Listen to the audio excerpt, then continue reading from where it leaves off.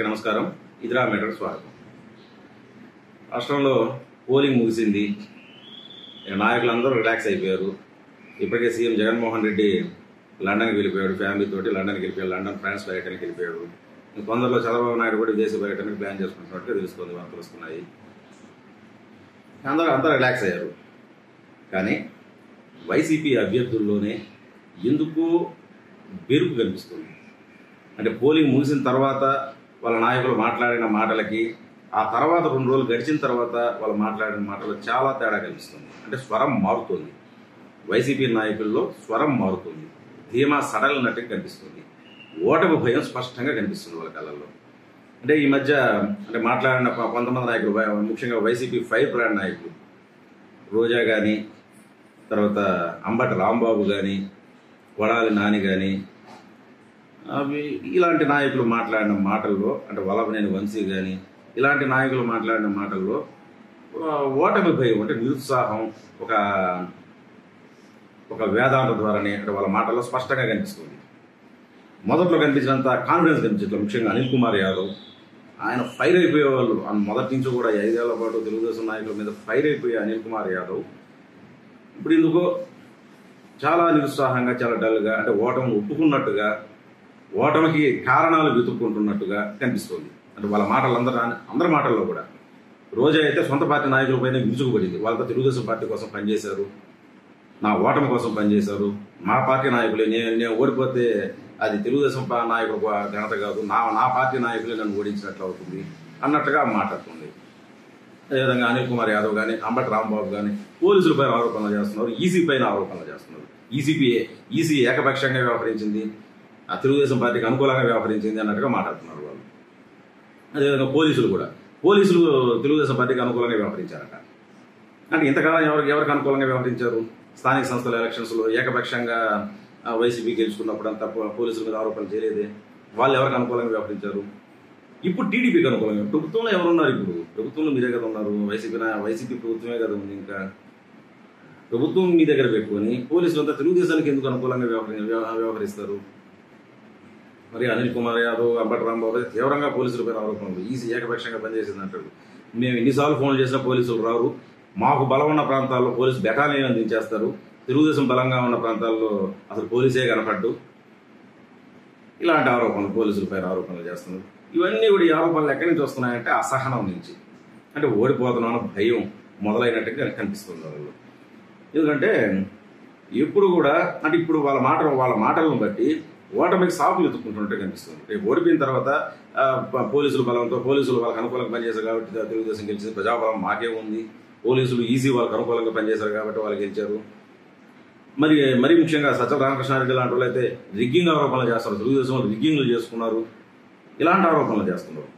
అంటే ఎప్పుడు కూడా అంటే వైసీపీ ప్రతిపక్షంలో ఉన్నప్పుడు కూడా లాస్ట్ ఎలక్షన్స్లో ఇలాంటి ఆరోపణలు చేయలేదు, రిగ్గింగ్ ఆరోపణలు చేయలేదు. చాలా అంటే ఓటమికి సాగులు ఎత్తుకుంటున్నట్టుగా కనిపిస్తుంది. అలా ఓటమి ఒప్పుకున్నట్టుగానే కనిపిస్తుంది. వాళ్ళందరూ కూడా అసహనం తెలుస్తుంది వాళ్ళకు. మరి ఇలాంటి చిన్న ఆరోపణ కూడా అంటే వైసీపీ నాయకులు చేస్తున్న ఆరోపణలో చిన్న ఆరోపణ కూడా తెలుగుదేశం వాళ్ళు చేయట్లేదు. ఎక్కడ తెలుగుదేశం ప్రశాంతంగా ఉన్నారు.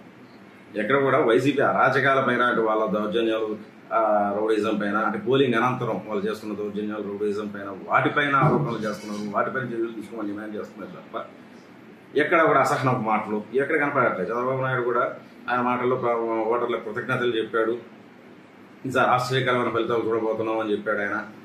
మరి అదేవిధంగా జగన్మోహన్ రెడ్డి కూడా చెప్పాడు. జగన్మోహన్ రెడ్డి కూడా ఆశ్చర్యకరమైన, దేశం ఆశ్చర్యపోద్ది ఈ ఫలితాలు చూసి అనేసి. మరి ఆయన స్పీచ్ ఇచ్చిన ప్రదేశంలో అక్కడున్న ఆ వేదిక పైన ఉన్న నాయకులు కూడా ఆ మాటలు చప్పట్లు కొట్టలేదు. అంటే వాళ్ళలో కూడా ఒక నిరుత్సాహం, నిర్వేదం కనిపిస్తుంది. ఆ 155 సీట్లకు పై గెలవబోతున్నాం అని జగన్మోహన్ రెడ్డి చెప్పాడు ఒక వేదికలో. ఈ పార్టీ కార్యకర్తలు, వాలంటీర్లు, ఐపాక్ టీంతో జరిగే సమావేశంలో పోలింగ్ అనంతరం 155 సీట్లకు పైగా గెలవబోతున్నాం అని చెప్పాడు. మరి అదే వేదిక పైన పెద్దిరెడ్డి రామచంద్రారెడ్డి ఉన్నాడు వెనకాల. ఆయన కనీసం చప్పట్లు కూడా కొట్టదని, ఆయన మొహంలో అసలు నువ్వు కూడా కనిపించలేదు. అంటే ఆ స్థాయిలో అంటే వాళ్ళకి అర్థమైపోద్ది కదా బేసిక్గా. ఎక్కడెక్కడ పోలింగ్ ముగిసిన తర్వాత సాయంత్రం విశ్లేషించుకుంటే అంటే ఏ పోలింగ్ కేంద్రంలో ఎంత పోలింగ్ జరిగింది, ఏ విధంగా మనకు ఎంతవరకు ఓట్లు పడ్డాయి అనేది సుమారుగా వాళ్ళకి అర్థమైపోద్ది. ఒక సుమారుగా పిక్చర్ క్లియర్గా ఉంటుంది వాళ్ళకి. అంటే మనం గెలవబోతున్నామా లేదా, లేదా టఫ్గా ఉందా పరిస్థితి అనేది ఏదైనా కానీ. ఇప్పుడు ఆ పోలింగ్ రోజు పరిస్థితి చూసినా కానీ ఎక్కడికక్కడ ఇప్పుడు మాచర్ల విషయం ఎత్తుకుంటే ఈవీఎంలు ఎత్తుకెళ్ళడం, ఈవీఎంలు పగలగొట్టడానికి ప్రయత్నించడం వైసీపీ నాయకులు.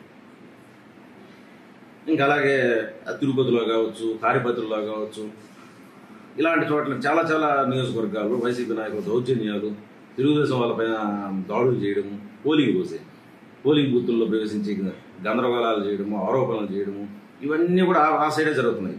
అవన్నీ ఇప్పుడు జరుగుతాయి. ఈవీఎంలు ఎందుకు పగలగొట్టడానికి వస్తారు అంటే మనకు ఓట్లు పడడం లేదు అంటే పోలింగ్ సరళ అర్థమైపోతుంది కదా వాళ్ళకి. అదేవిధంగా ఇక్కడ తెనాలిలో వైసీపీ అభ్యర్థి స్వయంగా ఓటర్ పైన దాడి చేయడం, ఆయన క్యూ లైన్లో రండి అని ఓటర్ అన్నాడనేసి ఒక కారణంతో ఓటర్ చెంప చెల్లు అనిపించాడు. ఆ తిరిగి ఏమైంది, తిరిగి ఆయన కొట్టాడు. ఎవరికి పరుగు పోయింది అక్కడ? అసలు అసహనం అంటే ఓటర్ పైనే దాడి చేస్తున్నారంటే ఆ అసహనం ఏ స్థాయిలో ఉండాలి ఇంకా అంటే రాష్ట్రం మొత్తం కూడా ఇదే కనిపిస్తుంది. పోలింగ్ రోజు కనిపించిన సన్నివేశాలు అన్నీ కూడా ఇలాంటివే అంటే వాళ్ళ ఓటమినే సూచిస్తున్నాయి, వైసీపీ ఓటమినే సూచిస్తున్నాయి. కానీ ఆ పోలింగ్ ముగిసిన వెంటనే మాత్రం వాళ్ళు గంభీరమైన ప్రకటనలు చేశారు. మేము 130 తక్కువ సీట్లు అని చెప్పారు. ఎన్ని ప్రకటనలు చేసినా ఆ తర్వాత నెమ్మదిగా వాస్తవంలోకి వచ్చేస్తారు. వాళ్ళ ఫైర్ బ్రాండ్ నేతలే ఓటమిని అంగీకరించేశారు దాదాపుగా. చాలా మంది నాయకులు కూడా వాళ్ళు నిర్వేదం నిస్తేజం కనిపిస్తుంది. ఈ సజ్జల రామకృష్ణారెడ్డి కూడా మొదట్లో అన్ని బింకాలు మాట్లాడినా ఆ తర్వాత తెలుగుదేశం మీద విజ్ఞంగా ఆరోపణలు చేస్తా, ఈసీ ఏకపక్షం అంటాడు, పోలీసులు తెలుగుదేశం పార్టీకి అనుకూలంగా పనిచేశారంటారు, అయినా మేమే గెలుస్తామని చెప్తారు. మరి ఇన్ని జరిగితే మీరు ఎలా గెలుస్తారు? ఆ విధంగా అర్థమైపోతుంది, పిక్చర్ ఆల్మోస్ట్ క్లియర్ అయిపోయింది. ఇంకేదో అరకొర ఆశలు ఏంటంటే జూన్ 4 చూడండి ఆశ్చర్యపోతారు. నిజంగా ఆశ్చర్యపోతారు. 150 సీట్లతో గెలిచిన పార్టీ ఆ తర్వాత ఎన్నికల్లో చిత్తుగా ఓడిందంటే దేశం మొత్తం ఆశ్చర్యపోతుంది. జగన్మోహన్ రెడ్డి చెప్పింది కూడా కరెక్టే.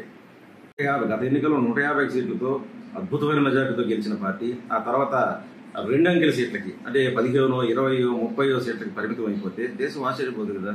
గత ఎన్నికల్లో 22 ఎంపీ సీట్లు గెలుచుకున్న పార్టీ ఈసారి 2 ఎంపీ సీట్లకే పరిమితం అయితే దేశం ఆశ్చర్యపోతుంది కదా. గత ఎన్నికల్లో 50% దాకా ఓట్లు తెచ్చుకున్న పార్టీ ఈసారి 41, 42% పరిమితం అయితే దేశం ఆశ్చర్యపోతుంది కదా. 5 ఏళ్లలోనే ఈ స్థాయికి దిగజారిపోతే ఒక అధికారంలో ఉన్న పార్టీ దేశం ఆశ్చర్యపోతుంది. జగన్మోహన్ రెడ్డి చెప్పింది కూడా కరెక్టే ఓ విధంగా.